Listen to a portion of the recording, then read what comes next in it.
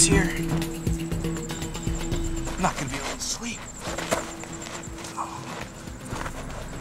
What was that?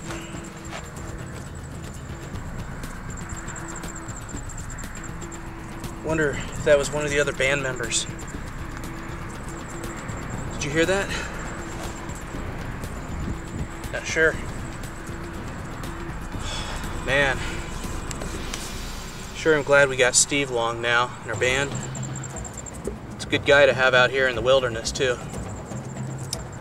Being a doctor and all, and nice to know if, you know, I get bit by something nasty, get gangrene, somebody falls, needs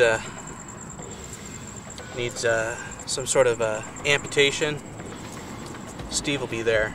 He's got the credentials. He's got, oh shoot, he didn't bring his instruments. He can't do any of that stuff. Well, at least somebody does get bit by something horrible and get a horrible infection. At least we'll have Steve along to tell us what the Latin name is for that.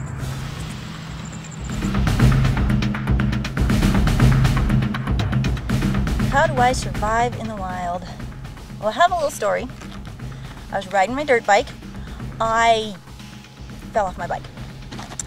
And recognizing that it's not good to lay in the dirt and in the rocks when you're in pain, I got up and I went back to where we parked the truck.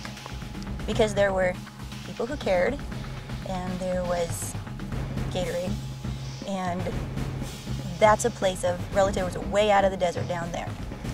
You know, life's messy, and it seems like if it's not one thing, it's another. But one of the toughest challenges I face is in my daily life is I'm a teacher, junior high language arts teacher, and I have a reputation as being a good teacher. And sometimes just with the pride of life, I feel this pressure to keep my reputation up and be one of the better teachers.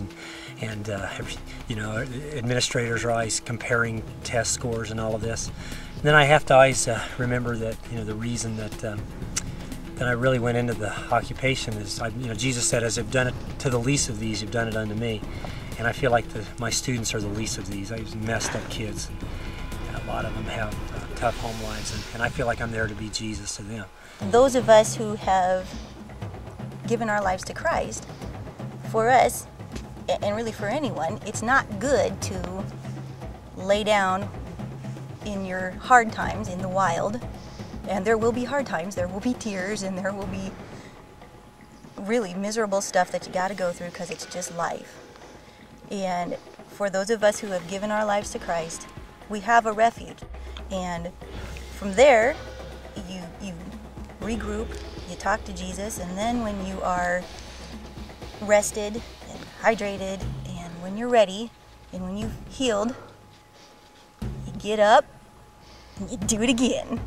So I go in to my room every morning, and before I turn on my computer, I spend time with God. One of the things I always pray is, Lord, help me today to be a teacher that's just the hands and feet of Jesus, and that I remember what's important, that first and foremost, I'm here to serve these kids. And I get God's peace in my life and direction, and remember what's important, and my whole day goes better. And when the kids are just being junior hires, it's not quite as irritating, and I have a lot more patience and compassion.